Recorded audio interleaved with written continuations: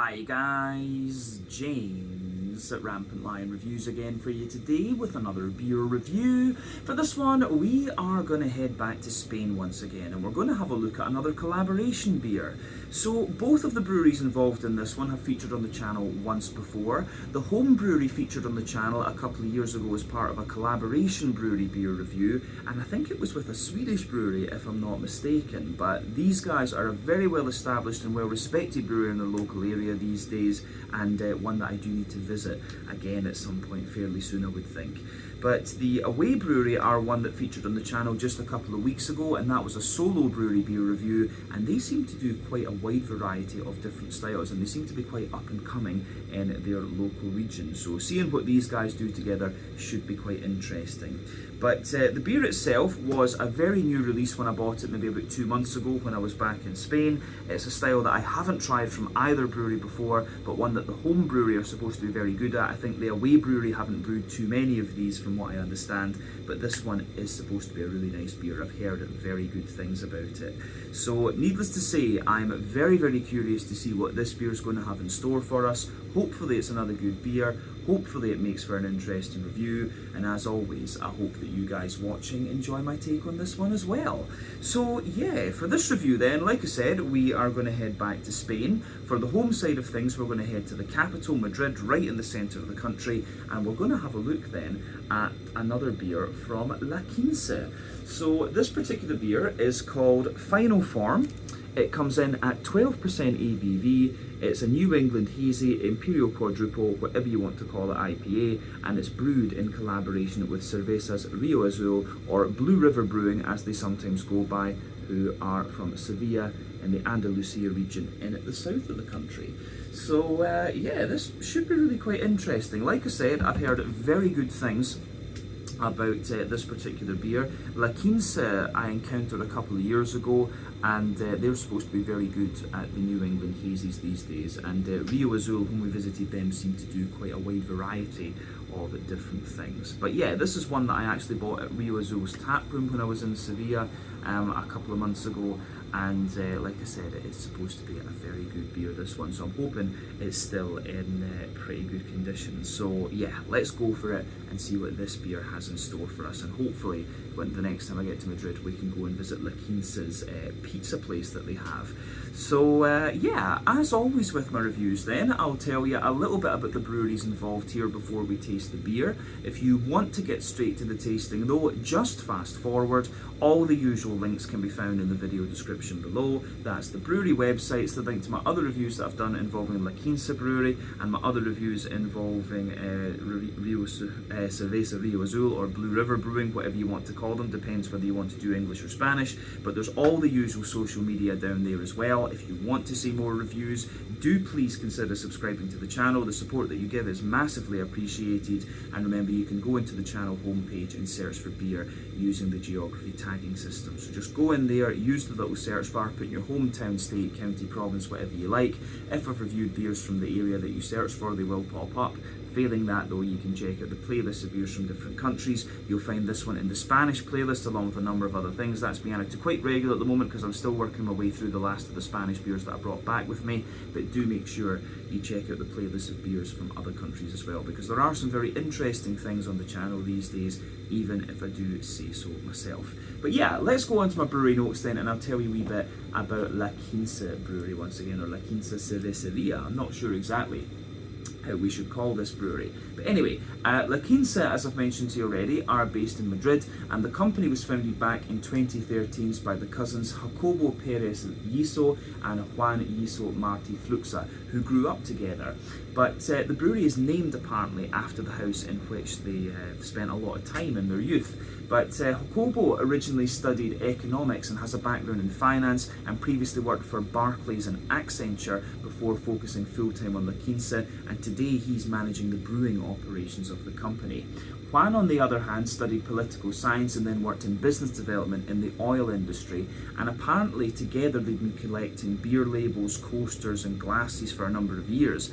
But this led them to travelling to Belgium, Germany and other places to visit famous breweries and try their beers. But then in 2011 they began to homebrew, and they just kept growing their hobby. And they also apparently used to run taster clubs as well, where people would give them feedback on their brews, and that would actually help them improve their recipes. But they launched their beers in October of 2013. This was the LL IPA and the Saison Reggae, and they've been gradually building the company ever since then. So the company's slogan is Brew Wild, and they named their pizza bar in Madrid after this as well, and it can be found in the Cortes area of the city. But they've been operating primarily as a gypsy brewery, and they've brewed a number of their beers at Napa Beer. That was mostly in the early years, and also some of their beers have been brewed at the Frau Gruber facility near Augsburg in Germany, but these days the majority of their beers are brewed at Dougal's, who are another Spanish brewery that I really need to check out at some stage. But yeah, still operating as a gypsy brewery. They've got their pizza bar in Madrid, and as of November 2025, when I'm filming this review for you, these guys have produced around 235 different kinds of beer according to Untappd.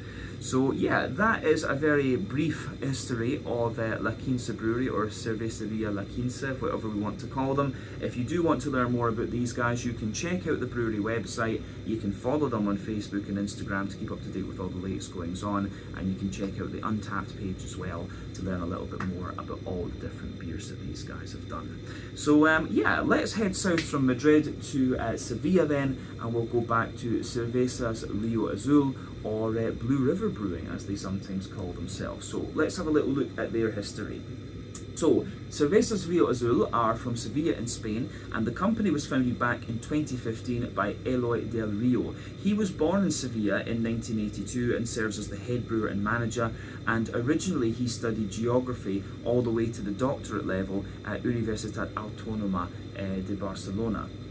But Eloy's journey into the world of brewing began during his travels to various countries, and he was basically just going and visiting the local breweries and trying the different beers and exploring the craft beer scenes. But this led him to pursue formal training from the Institute of Brewing and Distilling in the UK, and then from the University of Alicante. But he also gained some practical experience in brewing at Birrificio Amiata in Toscana in Italy, and he collaborated there with a lot of local brewers and started to develop his own recipes for commercial use as well. He's also a certified beer judge, and he gained his qualification from the Beer Judge Certificate Program, the BJCP, over in America. But the brewery's name, Rio Azul, or Blue River, is a tribute to Eloy's father, whose surname Del Rio means of the river. But it's also intended to reflect the significance of the Guadalquivir river, which runs through Sevilla and symbolise a connection to the local area. But basically, Eloy was kind of inspired a little bit by Sierra Nevada in the US. He wanted his brewery to have a name that connected to something quite significant locally. So yeah, Sierra Nevada sort of inspired him to go down that route with the name, if you like.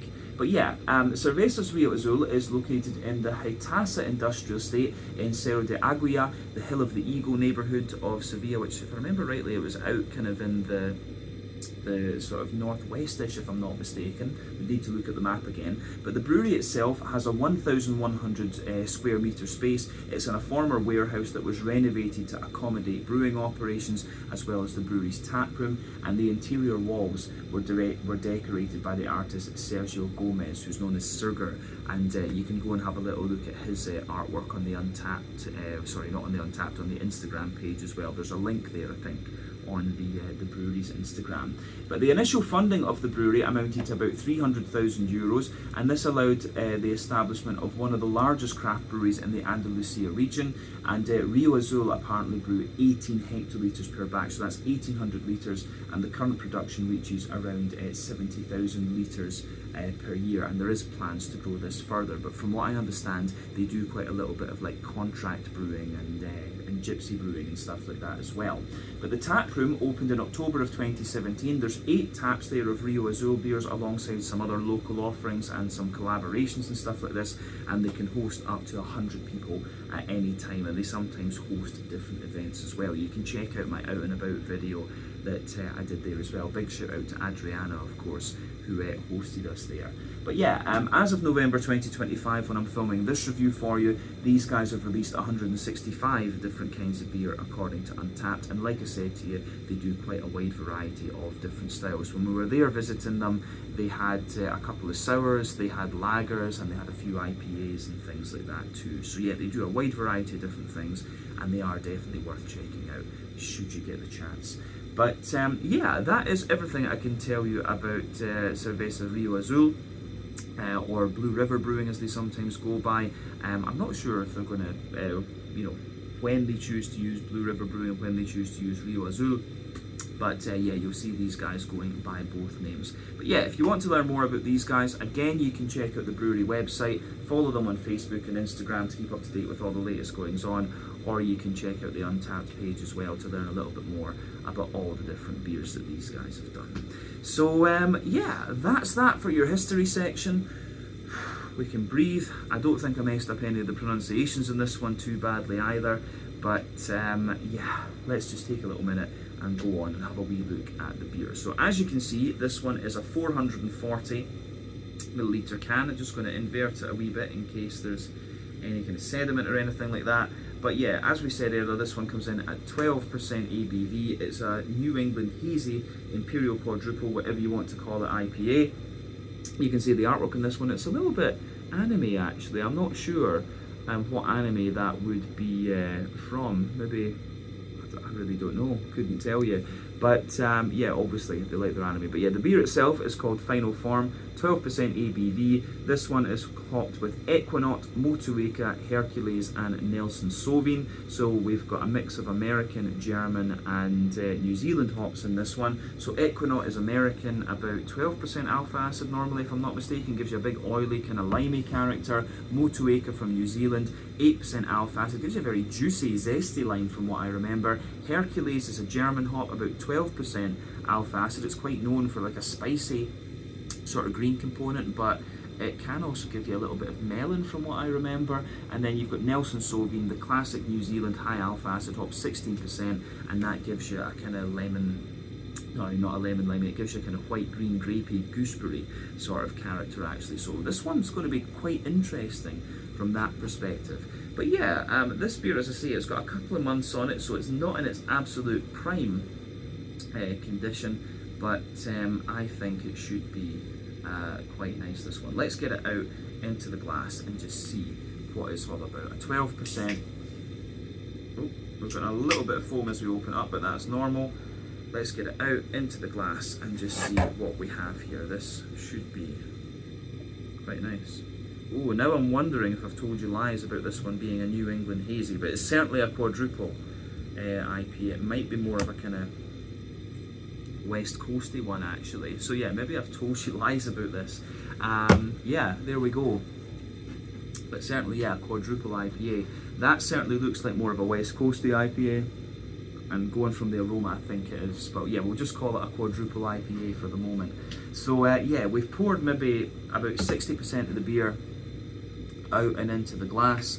But yeah, it looks pretty nice, I have to say. So with what we've poured thus far, we've got just over a half finger of a frothy, I would say perfect white head there. That's a really nice looking head actually. You can see nice, dense, small bubbles there on the surface of the liquid, and it just gets gradually more soapy the further up that you go. But yeah, in terms of colour, this one's got a lovely kind of rich golden straw colour to it. You can see it's pretty clear as well. There's a little bit of visible carbonation, one or two bubbles sticking toward the side of the glass, a few little ones going up toward the head there as well, and that head's maintaining quite well.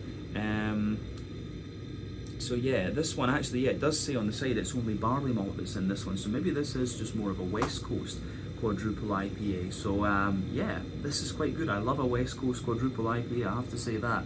But don't have too many of them. I think I've had a lot of triples, but not so many quadruples. But in any case, it looks lovely, this one. Remember, the colour of your beer depends on a few things. One, the type of malts that you use. This goes a long way to determining your EBC rating. Two, the length of your wort boil is going to play a role, because the longer you boil the wort, the more the sugars caramelize, and thus you get a darker coloured beer. But any barrel aging that you do or adjuncts you put into the beer will affect its colour as well. But you don't often have to care about that with beers that are under the IPA style umbrella, if you like. You can see the head is just fading away to be a little bit of a thinner, more kind of foamy layer on this one, and you can see that nice ring around the edge of the glass there. But all in all, this one looks very nice, and if we're going to consider it as a West Coast IPA, there's nothing particularly surprising about the appearance of this beer. I'm a bit annoyed about myself earlier in the video saying this one was a hazy IPA, because I thought it was actually. But yeah, obviously it's going to be more of a West Coasty IPA, and it does say on the side here it's only barley malt in there, so I should have checked the can a little bit more kind of closely, but that's what happens when you film reviews when you're a bit tired. But yeah, all in all, looks very, very nice, this one. A nice surprise there. I don't think we need to say anything more about the appearance of this beer. The only thing I would add about this is that when you think about doubles, triples and quadruples and things like that, for me, a double IPA would start about 8% ABV, a triple would be about 10, and then yeah, a quadruple would be like 12 and above. And I have seen some quintuples and stuff like that too, but yeah, you're going crazy when you're going to that level, I think. But anyway, let's have a wee look at the aroma of this one then and see how we go. It certainly looks the part of a nice West Coast IPA, so let's do this. Okay, right, so aroma wise, this one, it's the green component that's quite pungent in this actually. And the malty character is quite interesting too. It takes a little bit of a, back seat, in honesty. Yeah, the green component's quite pungent in it. The fruitiness is definitely kind of what you'd expect if you know these hops, and it's got everything you'd kind of want from the malty side of things. So yeah, let's just break it down then and describe it for you a wee bit more in depth. So yeah, for me, backbone of this beer, you've got a lovely little bit of a kind of fresh brown bready bread crust in there.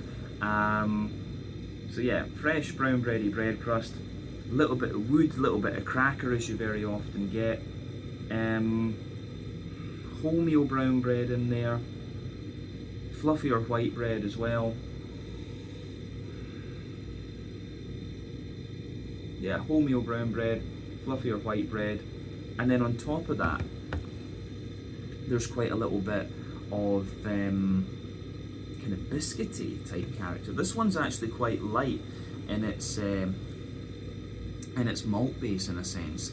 So yeah, for me, the sweeter side of this beer, there's a teeny little bit of caramel to it, but it's more like a really kind of concentrated oily biscuit. So yeah, concentrated oily biscuit in this one.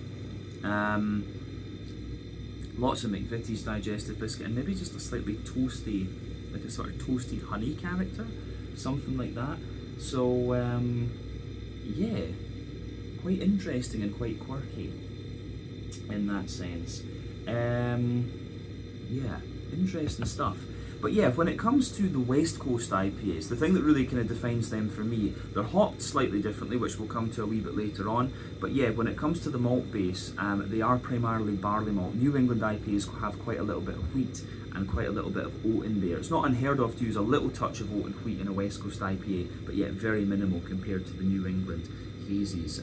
But yeah, West Coast IPAs are relying primarily on barley malt. But when it comes to the West Coast IPA, for me there's kind of two ends of the spectrum. You've got the more bready, biscuity West Coast IPAs such as the Russian River, Pliny the Elder, or you've got the more oily, caramelly West Coast IPAs such as the Sierra Nevada Torpedo, and you know, you can usually notice the difference in colour with these. This one comes across as being a lot more bready and biscuity, whereas if it was more amber, you'd have a bit more kind of caramel and things like that in there. Then yeah, it would be a little bit more kind of sweeter and more oily and things. So yeah, this one definitely looks as if it's a more bready and biscuity affair, if you like. But yeah, I think that covers the malty side of the beer, if you like. But the yeasty side of it, of the aroma at the back of the nose, for me, it's got there's a little bit of a brown bready sort of character to it. So yeah, it smells like there's a fair bit of brown bready character, and there's some fluffier white bread, a wee bit of, as you say, yeah, there's a wee bit of Jacob's cream cracker to this one as well. So yeah, brown bread, white bread, Jacob's cream cracker, and maybe a little bit of bread crust too, but the yeasty character of the beer takes a wee bit of time just to come out. So yeah, the way that all of that goes together is I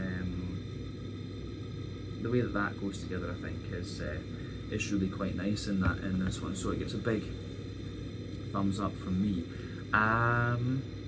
Yeah, I think we've said everything we need about the malty and yeasty side of the beer, so let's go on to the hoppy side of things then. So when it comes to brewing an IPA, there's 3 ways you can hop these beers. You can do early addition hopping, which takes place within the first hour or so of the wort boil. That gives you the vast majority of your bitterness and quite a deep dank green component. You've got late addition hopping, which takes place within the latter half hour or so of your wort boil. That gives you a little bit of bitterness, mainly flavour and aroma, and a very bright green component. Then you've got dry hopping, which takes place after the wort boil is complete, and that's all about flavour and aroma. So West Coast IPAs tend to use all 3 types of hopping, which is why they're deeper, danker, more oily and bitter, and New England IPAs tend to rely on late addition and dry hopping, which is why they're kind of softer and more juicy, if you like. So with this beer, you can definitely tell that it's had a fair little bit of early addition hopping to it. It's got quite a woody sort of note to it. If we actually focus on that green component a little bit, there's a wee touch of earthiness to it, but I'm getting quite a little bit of like woody character and sort of herbally notes in a sense. It's almost very slightly vegetal, but there's a lot of floral aromatic spice in this one and quite a bit of zesty grassy character. So I think the more herbally woody sort of notes are going to come from the Hercules in this one, but the zesty grassy sort of things are going to come from the Motueka and probably the Equinox, I think, rather than anything else. But the Nelson Sauvignon, I always remember, if you use it in its pellet form, it gives you a hell of a lot of pine resin, but I'm not getting a lot of pine resin out of this one on the aroma. For me, there's fair little bit of earthiness, fair little bit of woody and herbally sort of note.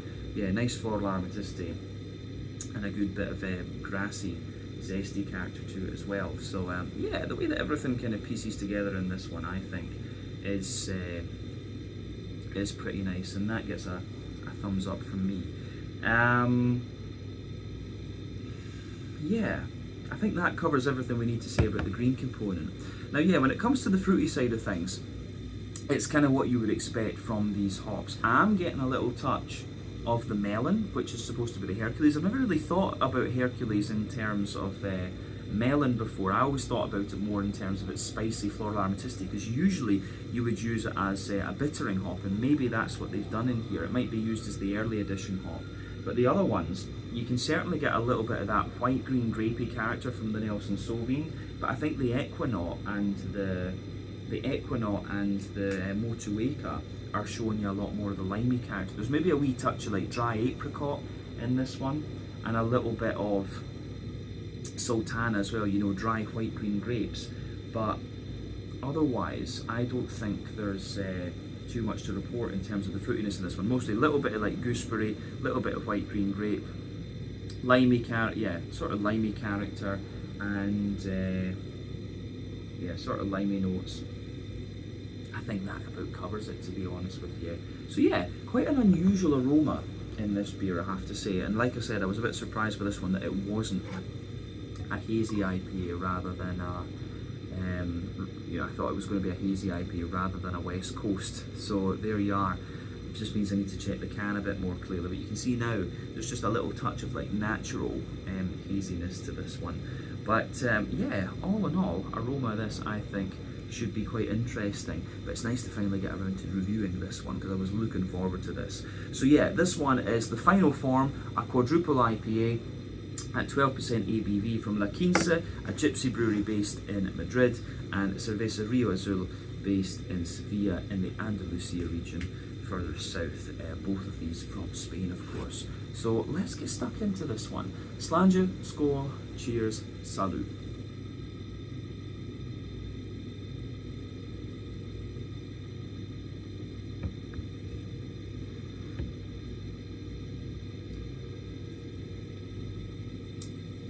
right, okay.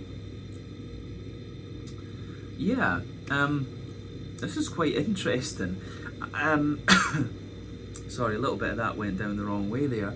This is quite interesting. This is a big, bready and quite sweet thing, to be honest with you.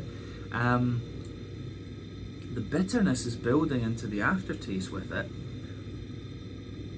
but overall it's actually quite smooth, to be honest. Really not what I expected this one.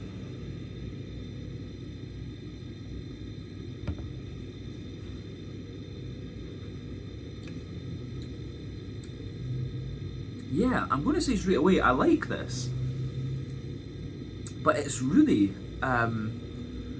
it's not like any, the malt base in this one certainly is not like any West Coast Quadruple IPA that I've had before, in honesty. This one is very smooth, and it's very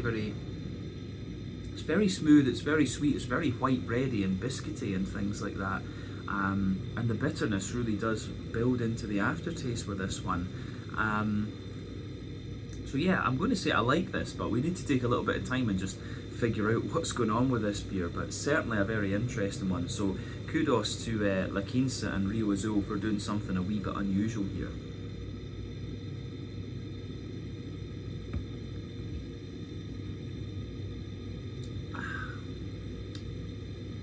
But yeah, I have to say, I do approve of this one. As I say, just a little bit annoyed with myself. I mixed up that it was a hazy earlier on.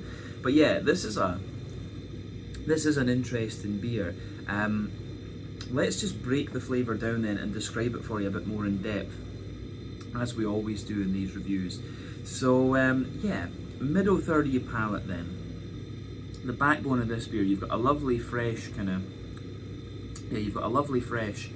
white bready bread crust in there. As you move further forward, there's a little bit of there's a little bit of woody character in there, and then on top of that there's a touch of Jacob's cream cracker as well. So yeah, the backbone of this beer, fresh white bready bread crust, Jacob's cream cracker, and a little bit of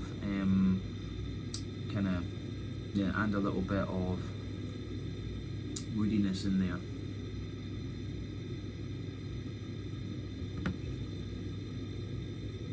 But yeah, on top of all of that, you start to get the bready side of this beer, and the bready side of this beer is actually quite sweet in a sense. So yeah, the first layer of the bready character is like a wholemeal brown bready note, and it's kind of like buttery in a sense, to be honest with you. So yeah, you've got a lovely little bit of wholemeal brown bread there, kind of buttery. The next layer up is like a fluffier, fresh white bready kind of character. It feels like that's got a little bit more crispness to it, in fairness. And there's something telling me that the malt base here has a little bit of Pilsner malt to it, because it is really kind of crisp further back on the palate. So yeah, generally speaking, sweeter flavours come out further forward on the palate, more dry and bitter flavours come out further back. So yeah, pardon me, you've got that wholemeal brown bready layer, the fluffier white bready layer from the barley malt. Then you've got, I think there's a layer of like Pilsner malt which comes out particularly,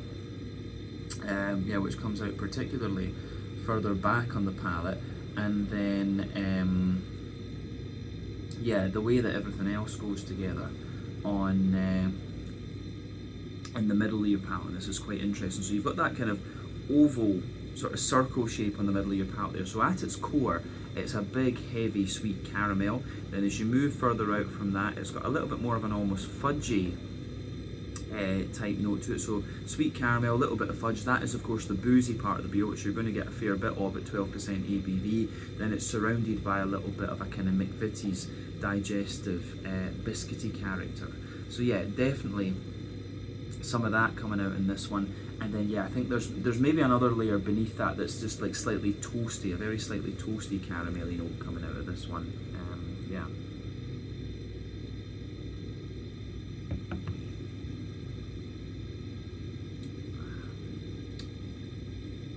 So yeah, the way that this one goes together in that sense, I think, is really, say, toasty, biscuity layer, sweet caramel and, well, more of a fudgy type character than sweet caramel in the dead centre of your palate. So yeah, the way that goes together, I think, is really nice in this one.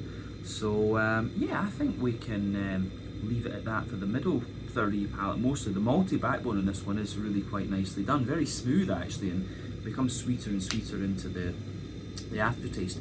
Now, like I said, I think on the back of that middle third of your palate, there's quite a little bit of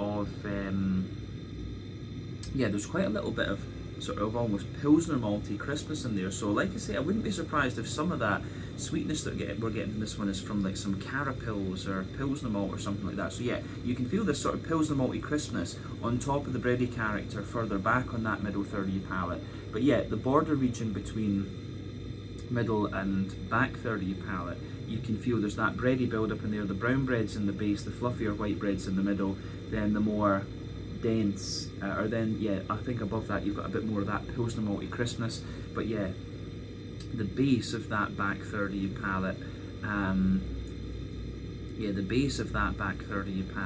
you can feel there's a nice little bit of the white bready bread crust in there, which feels a little bit drier and a little bit more grainy. The crackery layer you can say the same about. Then the wholemeal brown bready layer that's there, you can feel it's a little bit lighter, taller, more airy and dry. And then you can say the same about the fluffier white bready layer that sits above that. And then you can feel the kind of what I suspect is Pilsner malty crispness just coming out on top of that. And again, that gives you a fair wee bit of like dryness and crispness into the aftertaste. But yeah, above everything else, you have you've got the yeasty part of the beer. So let's focus on that yeasty side of things for the moment.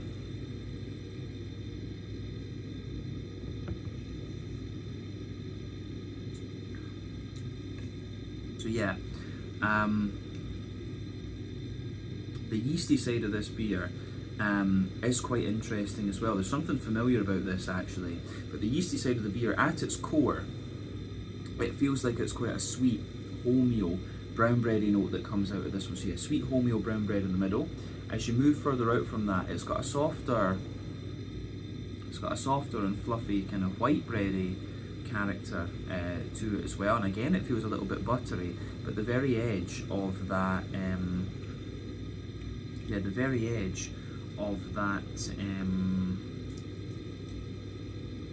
brown bready character, or at the very edge of that yeasty character, actually, it's got a little bit of like a kind of more brown bready bread crust. So brown bread at the core, fluffier white bread around the edge, and then a wee bit of a bread crusty sort of note there on the very edge of that. And the yeast adds a little bit of dryness into the aftertaste, and that mixes in with all the sweet kind of bready notes in there. So yeah, definitely back third of your palate, you can feel the flavour is taller. Then as you move further forward into the middle third of your tongue, it just kind of compresses down and squashes together that little bit more. So yeah, the way that goes together in this one, I think, is really quite interesting. So yeah, I think we've said everything we need to about the malty and yeasty side of the beer. So yeah, let's go on and look at the hoppy side of things then. And the hoppy side of this beer, you do get bitterness building in this one into the aftertaste. So yeah,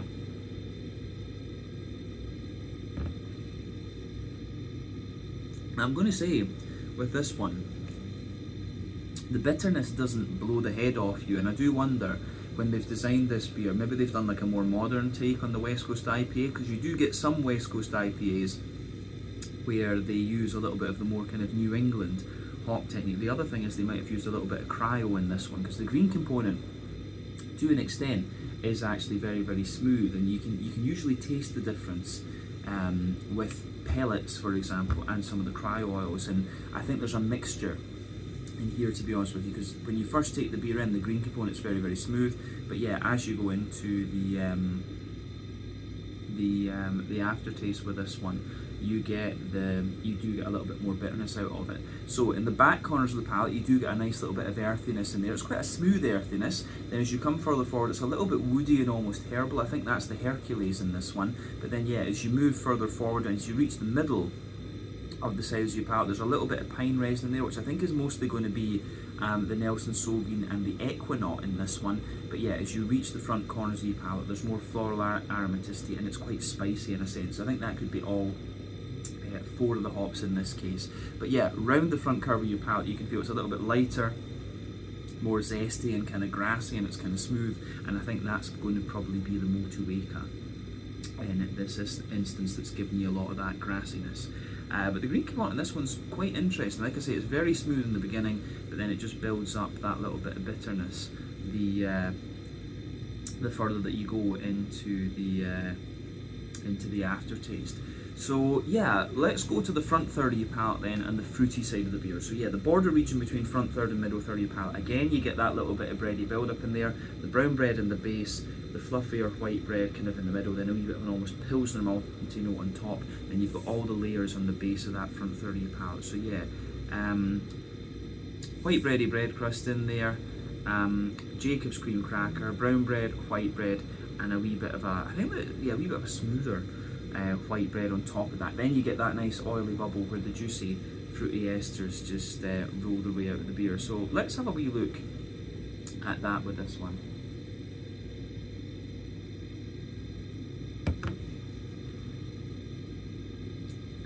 So yeah, the fruity side of this beer for me, it's I would say it's kind of what I was expecting from the aroma. In all honesty, I think it's really it's quite nice. Further back, if you go to the back of that oily bubble, I do get there's a wee touch of melon in there, which, as I say, is supposed to come from the Hercules. But as you come further forward from that, it's kind of like a sort of sultana and sort of there's a sultana and a sort of almost like oily peary type note to this one. So yeah, sultana and oily peary kind of character to it, and yeah, I like that. Yeah, so I think melon further back, sultana, oily pear, maybe a bit of dried apricot in the middle of the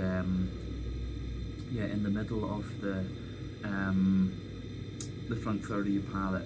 But yeah, as you move further forward into the front half of the front third of your tongue, you've got a lovely sort of you do start to get the more limey, zesty kind of note out of this one. So I think underneath you can feel there's a more oily, white green grapey character from the Nelson Sauvignon, but sitting on top of that, you can feel the more, I think the more oily side of the lime is coming from the Equinox, but then the more juicy and zesty side of it, which sits further forward and mixes with all the grassy esters, I think that's the Motueka, to be honest with you.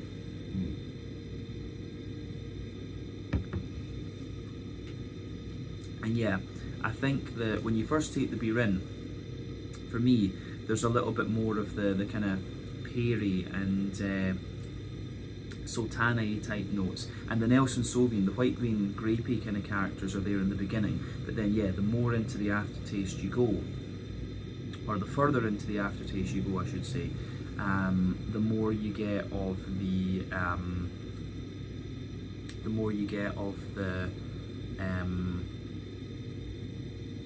how would you say, the more you get of the kind of big zesty limey characters. But all in all, it's an interesting beer, this one. It's very kind of biscuity and bready, quite limey, and yeah, kind of peary and things like that. And then yeah, you just get a little bit of bitterness out of it into the aftertaste. So it's a really interesting one, this. I like this, actually. I think it's really nicely done. Yeah, I think we can leave it at that in terms of flavour. I think that summarises it quite nicely. So yeah, mouthfeel-wise then, for me, this beer,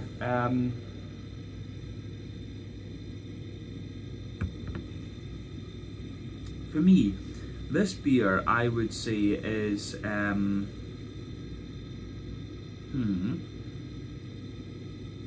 it's quite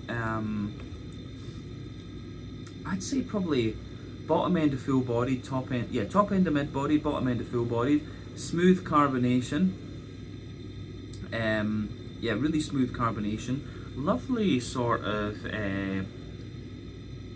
oiliness to the mouthfeel, but at the same time it gives you a wee bit of dryness into the aftertaste. The malt base of this one, a bit drier underneath, smoother in the middle, and it's got a kind of sweetness on top there. It's a bit oily, but at the same time a wee bit dry and toasty.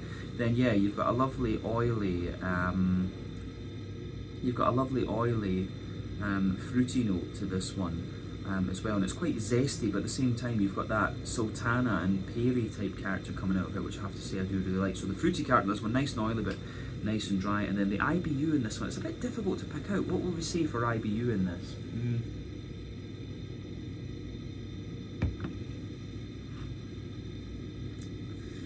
I think the IBU in this one is, I think it's maybe about 50 or 60 IBUs. It's not going to blow the head off you in terms of bitterness, and I don't think it's an overly heavily hopped West Coast Triple IPA, this one. But yeah, I think it's in pretty good condition, this one, we can say. So yeah, I think about 60 IBUs probably suits this one. But all in all, a really interesting West Coast Quadruple IPA, this one. A bit more modern New England type hopping in it though, so it's not intended to be that bitter, but maybe you can argue the bitterness is a bit bigger, because certainly on the sides of your palate you feel a slightly bigger bitterness into the aftertaste with this one.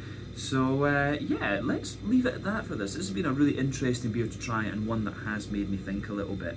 So yeah, this one was the final form, a 12% West Coast Imperial Quadruple, whatever you want to call it, IPA from La Quince, a gypsy brewery based in Madrid, and Rio Azul, a brewery based in Seville in Andalucia in the south of Spain. A really interesting beer, this one, and one that I have certainly enjoyed, so I think we can leave it there. Once again, thank you for watching my beer reviews. Until the next time, please like, subscribe, share, all the usual YouTube stuff. Let me know your own thoughts on this beer in the comment section below. Let me know what your favourite beers are from La Quince and Rio Azul as well, and we will see about returning to these guys again at some point in the fairly near future. Until the next time, check out my social media, check out the brewery's social media, and have a go at this beer should you happen to come across it. But a really nice, smooth and sweet, limey leaning West Coast Quadruple IPA, this one. That's not often you can say that on the channel. But until the next time, slange it, skål, cheers, and salut. Ciao just now.